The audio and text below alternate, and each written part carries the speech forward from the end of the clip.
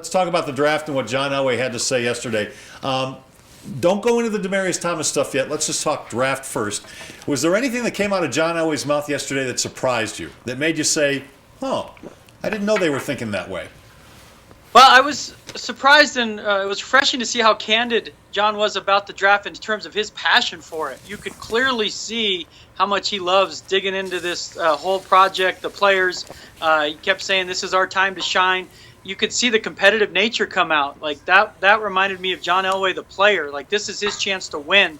This is his arena now, the draft. They said some things about linebacker, that they're very willing to take a linebacker, which makes sense. The rest of it, they were fairly vague. They're not going to tip their hand, probably. But the less him saying that, it's everyone wants him to move up, but how hard it is to move up, and he was alluding to, he did not mention them by name, but last year they wanted C.J. Mosley, the linebacker. They tried to trade up to 17, and he joked that they wanted his first 3 grandchildren. So I still think they're going to make a strong attempt to move up again to get the right tackle they want. But what surprised me, was refreshing, is just John Elway's passion for the draft. This is his competition now. Well, I think I've told you before, and I'll make this as short as possible, but his father, who was a big, after being a college coach, was a big personnel guy and really participated in the draft and was with the Broncos for a long time. And I believe, and I will always continue to believe, that he wants to show that he can be as good at evaluating personnel as his father was. And I think we all want to prove to our fathers that we can do something successfully. Unfortunately, my dad died before I ever proved I could find my butt with both hands. But I think he learned a great deal about evaluating talent from his father. And I think it is his Super Bowl, that this is what he can do now. Each draft round is like one game for him, winning that round. Yeah, no doubt. He did say, when we talk about the draft, he said that when he evaluates guys, that he's seeing, can they start in their second year?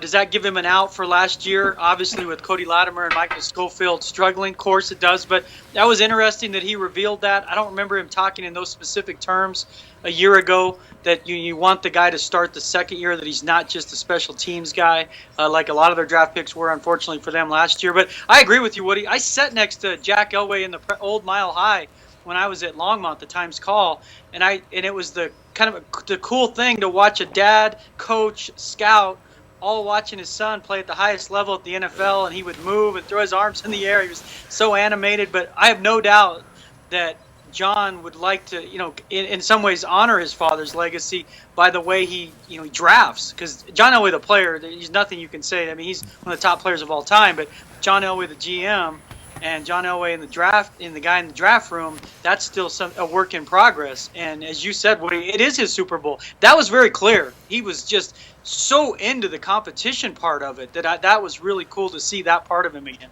Troy Renck's appearance and the first segment of the show brought to you by the Harmony Foundation, harmonyfoundationinc.com. Just down the street from Troy's house. That's right, not far from Longmont. In Estes Park. Troy, I asked the question of John yesterday about quarterbacks. If the right guy was there at the right time of the draft, would he consider taking a quarterback? Because lurking in the background of all the questions we have about the 2015 season are questions about a little further into the future. Who's going to be the Broncos quarterback when Peyton Manning leaves? Some people aren't wild about Brock Osweiler. Some people want to see what he can do as the starting quarterback here.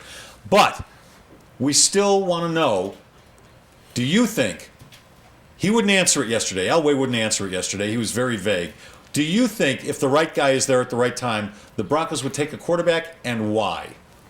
I do think they're going to take a quarterback because they need, even if you think that Brock Osweiler's the guy, they need a backup if this is Manning's last year.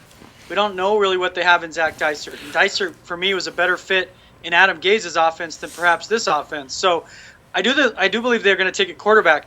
How high they take a quarterback will, for me, reflect in large part on what they feel about Brock Osweiler's future. They made a run at Tyrod Taylor earlier this year. I mean, so you can't sit here and say they're completely sold on Osweiler. I don't think that's fair to them. They haven't seen enough of him. So I don't know if the quarterback of the future, if their quarterback next one is on the roster right now, they need to take a quarterback, if nothing else, to protect them, to have a backup for Brock Osweiler next season. But I do believe the draft is going to be telling in how they view Brock Osweiler going forward. Is he the next Broncos starter, or is he just going to be in a wide open competition, or is he not going to be here because he could be a free agent? I got to tell you two guys that I feel like Big Al or Cecil Lammey. I've been watching tape of these guys, and I went to look at Max Williams, and I want to bring up not Max Williams because he may be there in the second round. They're not gonna pick him in the first round.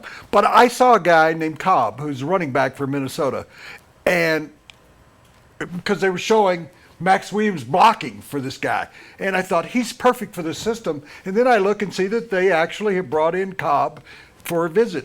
Have you heard anything at all about him? Do you know much about him? Is that a name that we should keep on our lips? Well, Gary Kubiak, when he was with the Broncos, they're famous for unearthing these late round guys, whether it's Terrell Davis, Orlando Scary, Mike Bell. I mean, they've had guys that come in and contribute in ways you would have never imagined given their draft status. So Cobb's the guy they like, but he would be a later round pick. Yeah. This will be the first draft in 2 years where a running back goes in the first round. Whether that's Todd Gurley's expected to go in the top 10 now with good checkup on his knee. And then you look at Melvin Gordon from Wisconsin will probably go around 24, 25. Arizona would be a perfect place for him, frankly. But Cobb, yeah, I'd say keep an eye on him. They're looking to add depth, and the reason you got to keep an eye on a guy like Cobb is we talked about Brock Osweiler's future, another high-round draft pick that we're not sure where he fits going forward. That'd be Ronnie Hillman. Hillman doesn't profile as well for this offense as he did the previous offense, so it would not shock me if they bring in more competition at running back, a drafted player, even if it's fifth, sixth round, to see if that guy can crack their roster. Because I don't know, we got to see how Hillman fits. We know how C.J. Anderson fits, and they want Monty Ball. Clearly, he's going to be on the roster. After that, I don't know.